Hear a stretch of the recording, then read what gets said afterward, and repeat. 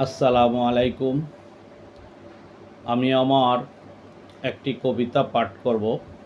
কবিতার নাম বলা হয়নি। রঙিন আশায় কাটে দিন, কত না স্বপ্ন বিভোর। তুমি হবে আমার জীবনের চিরসঙ্গী। রাত কাটাবো তারা গুনে, লাল পরীরা হারাবে নিজেদের আপন রূপ। তোমার হাত ধরে চলে যাব দূর অচেনা কোনো প্রান্তে। পৃথিবী চেয়ে থাকবে অবাক চোখে।